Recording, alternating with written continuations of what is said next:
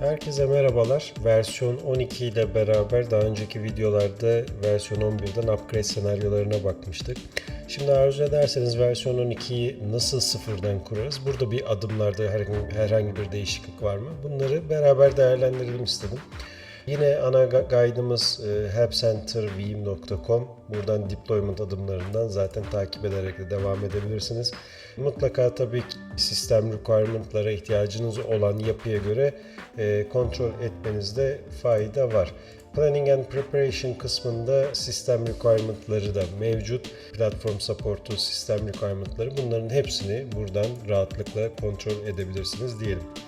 Ne yapacağız? my.veeam.com'dan ya da lisansınız yoksa veeam.com sitesinden Trial Edition indirebilirsiniz. İndirdiğiniz zaman zaten ISO dosyası ile beraber Trial lisansı elde edeceksiniz. ISO dosyasını aldıktan sonra hemen sunucumuza mount edelim ve kurulum adımlarına beraber başlayalım.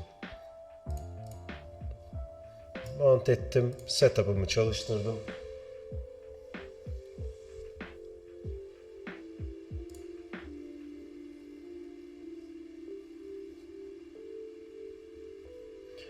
Veeam Backup and Replication 12 install.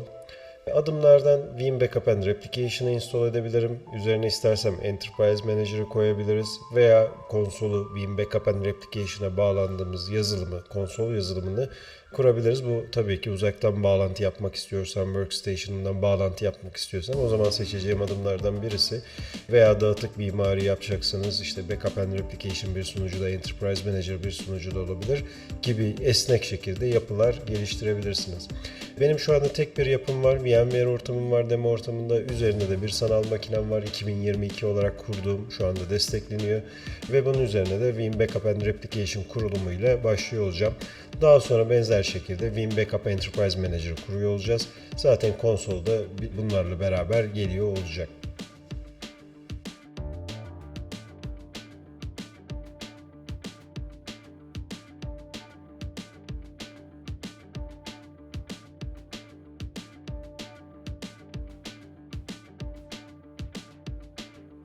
License Agreement sayfası ilk başta açılıyor.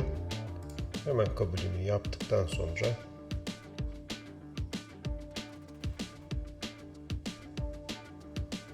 bize license dosyası soruyor olacak.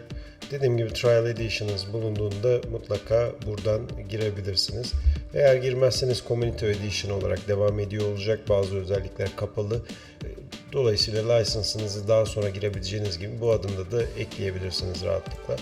Ben kendi lisans dosyamı kuruyor olacağım.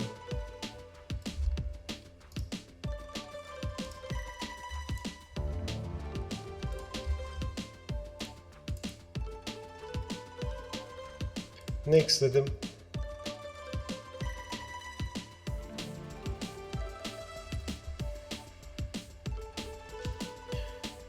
Default ayarlarla arzu ettiğinizde devam edebilirsiniz. Bir summary'sini zaten bu ekranda paylaşıyor olacak. Nedir? Installation lokasyonu için C'yi kullanıyorum. İkinci bir diskim olduğu için E-diskini otomatik olarak buldu ve vPower Cache, Guest Katalog yani işlem yapacağı dosya katalogları için burayı kullanacağını söylüyor. Servis Accountum lokal sistem, Database Engine, PostgreSQL biraz sonra bahsediyor olacağız. Database ismi de Veeam Backup olarak seçmiş durumda. Arzu ettiğimde default ayarlarla devam edebilirim ya da Customize Settings dediğinizde bu ayarların üzerinden geçebilirsiniz. Çok fazla bir şey değiştirmeyeceğiz ama buradan devam edelim. Service Accountum lokal sistem, istersen bir kullanıcı hesabı yaratabiliyorum ama üzerinde dediği gibi recommended yani önerilen lokal sistem. Database Engine için PostgreSQL desteği versiyon 12 ile geldi. Arzu ettiğinizde Microsoft SQL ile de devam edebilirsiniz. Ama Microsoft SQL Server ile devam ettiğiniz takdirde SQL'i öncesinde kurmanız gerekiyor.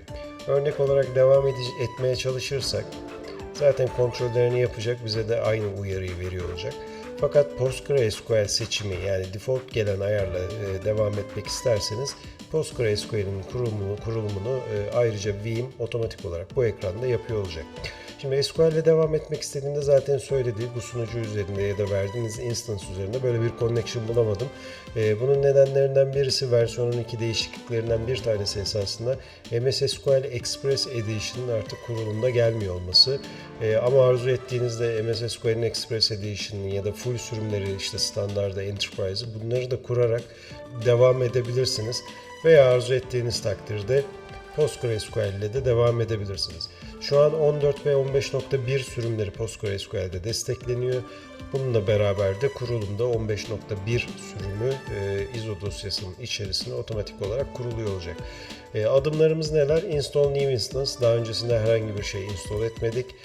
Tamamen temiz bir ortam. Arzu ettiğinizde Windows Authentication seçebilirsiniz. Arzu ettiğinizde de PostgreS yani PostgreSQL'in super user'ına şifre vererek bunun hani SQL Connection'ı kapsamında yapılmasını, lokal user ile yapılmasını sağlayabilirsiniz. Ben yine default ayarlarla gidiyorum. Windows Authentication diye seçiyorum. Daha sonra da az önce de özetini vermişti. Installation Path'i C, diski, Guest File System kataloğu ve Instant Recovery Cache için de E'yi otomatik olarak seçtim. Portlarımız default bırakılması her zaman önerilir dediğim gibi ama ihtiyacınız dahilinde değiştirebilirsiniz. Bunları yaptıktan sonra çok kolay install'a bastığımızda tek yapmamız gereken artık beklemek kalıyor.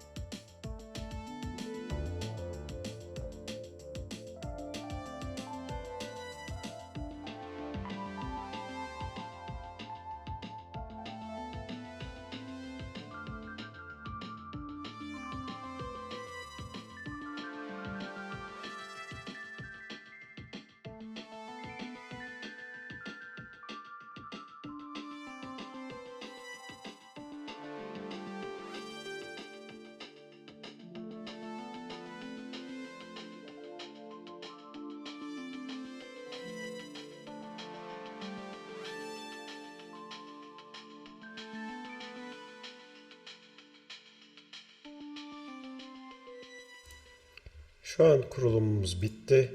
Finish dedik ve artık Vim Backup and Replication konsolumuz da burada. Hızlıca bağlanalım.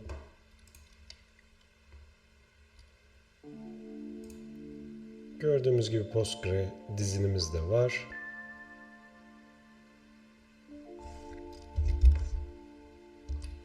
PostgreSQL'e bağlanmak isterseniz pgadmin'i kurmanız gerekiyor.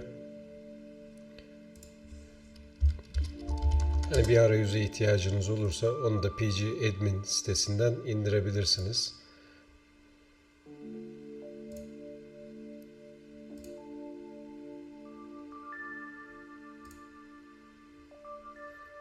Ben ihtiyaç olması durumu karşısında hemen indirerek sizlere arayüzünü göstermeye çalışacağım. Gördüğünüz gibi Vim konsolumuz geldi. Buradan sonraki adımlar zaten yapılandırma adımları. Bunları daha sonra değerlendiriyor olacağız. Ne yapacağız? Virtual Infrastructure'ımızı, VMware ortamı var bende. VMware vCenter'ımı ekliyor olacağım. Daha sonra proxy ihtiyacım varsa proxy'lerimi kuruyor olacağım. Daha sonra da backup görevlerimi yazdım. Repository ayarlarından sonra backup görevlerimi yazarak yedeklerimi almaya başlayacağım. pgadmin'i de hızlıca yükleyelim. Daha sonra da Enterprise Manager kurulumuna başlayalım.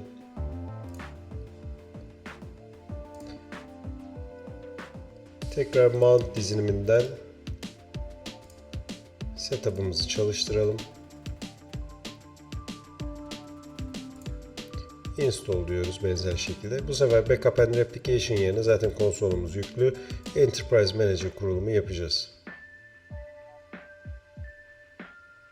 Şu an Vim Backup Shell açık olduğu için yapamadığını söylüyor. Konsolumuzu kapatalım.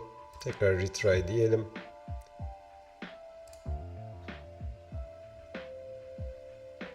Bu da tamamlandı. Enterprise Manager kurulum adımları için biraz bekleyeceğiz. License Agreement'ı kabul ettim.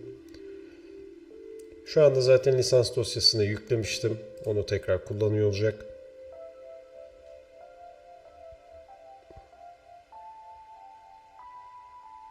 Ve System Configuration check ile herhangi bir eksik var mı bunları kontrol ediyor olacak.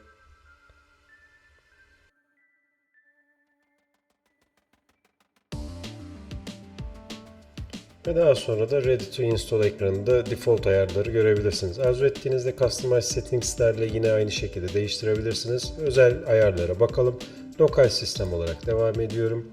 Yine benzer şekilde SQL ya da Postgre seçebiliyorum. Şu an halihazırda kurulduğu için default ayarlarıyla devam ediyor olacağız. Sadece database ismi zaten default olarak Vim Backup Reporting olarak kuruluyor olacak. Windows Authentication'da devam ediyorum.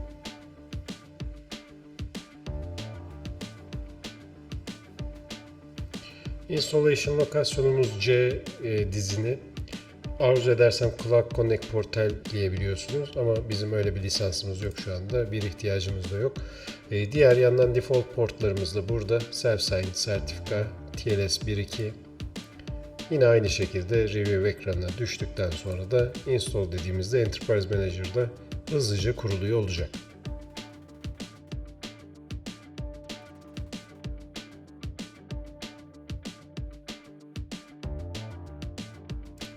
Enterprise Manager kurulumu da tamamlandı. Finish dediğimizde artık her şeyimiz hazır. Web sitesine de girelim. Ekranın yüklendiğinden emin olalım. İlk kez çalıştığı zaman biraz sürebilir. Daha sonra da Enterprise Manager arayüzümüzü gördüğünüz gibi girmiş bulunuyoruz. Konfigürasyon adımlarını daha sonra yapacağımızı söylemiştik. Buradan backup sunucumuza ekleyeceğiz. Daha sonra vCenter sunucularımız da geliyor olacak. Bunları bir sonraki videomuzda değerlendiriyor olacağız. Bu nedenle zaten backup sunucusunun olmadığını bize uyarı olarak veriyor. Kurulum bu kadar kolay. Yapılandırma da esasında bu kadar kolay. Bir sonraki videoda hızlıca yapılandırıp backup görevlerimizi nasıl oluştururuz bunları değerlendiriyor olacağız. Umarım yardımcı olmuştur. Tekrar görüşmek üzere. Hoşça kalın.